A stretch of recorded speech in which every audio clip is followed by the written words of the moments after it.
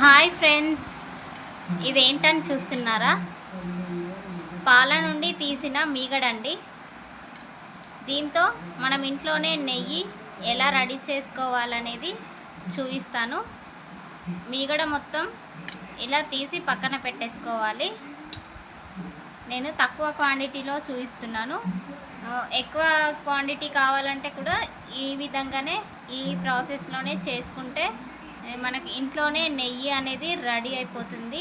చూడండి, ఈ విధంగా మీగడనైతే తీసి పక్కన పెట్టేశాను.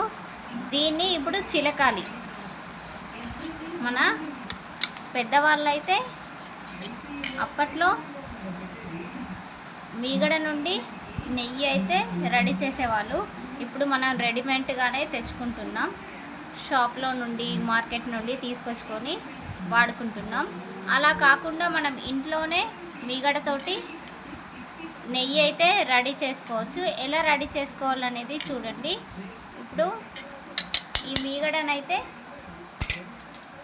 విస్కర్తో ఇలా మొత్తం చిలకాలి.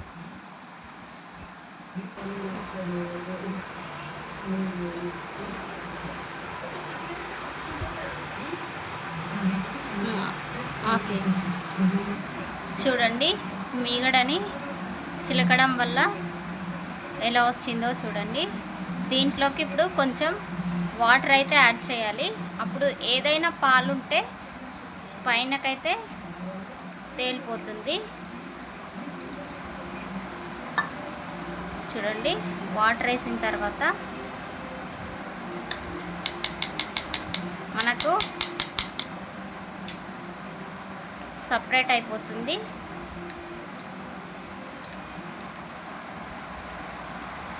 ఒక ముద్దలాగా వస్తుంది.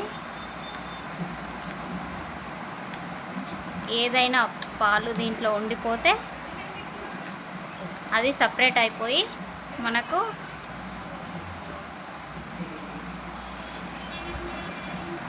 చూడండి, మనకు వాటరు వెన్న అనేది సపరేట్ అయిపోయింది.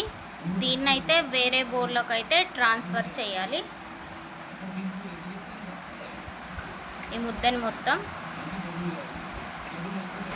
చూడండి, చాలా ఈజీగా అయితే మనము నెయ్యి అయితే ఇంట్లోనే రెడీ చేసుకోవచ్చు. చూడండి, వాటర్ అయితే సపరేట్ అయిపోయింది. ఏదైనా పాలు ఉంటే దీంట్లోకి వెళ్ళిపోతుంది. మనకు కావాల్సిన వెన్న మొత్తం చూడండి నెయ్యి కోసం ఇలా రెడీ అయిపోయింది. ఇంట్లోనే చాలా టేస్టీగా ఉండే నెయ్యి అయితే ప్రిపేర్ అవుతుంది. ఇప్పుడు దీన్ని అయితే స్టవ్ ఆన్ చేసి పెట్టేసేయాలి. స్టవ్ ఆన్ చేసి పెడితే మనకు నెయ్యి అనేది రెడీ అయిపోతుంది. చూడండి, స్టవ్ ఆన్ చేసి పెట్టగానే కరిగిపోతుంది.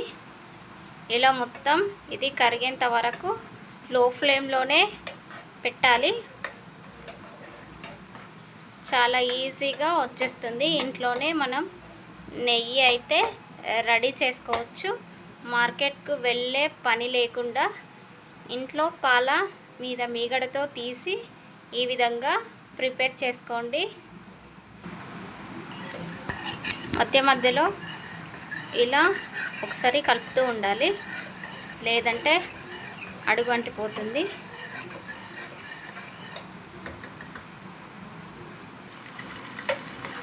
ఫైనల్గా అయితే నెయ్యి అయితే రెడీ అయిపోతుందండి. చూడండి, మనకు ఆయిల్ సపరేట్ అయిపోతుంది. ఒక 1 మినిట్ అయితే ఇలాగే కలపాలి. కలిపిన తర్వాత దీన్ని ఫిల్టర్ చేసుకోవాలి. అంతే అండి, మనకు నెయ్యి అయితే రెడీ అయిపోయినట్టే. చూడండి, ఇలా అయితే ఫిల్టర్ చేసుకోవాలి.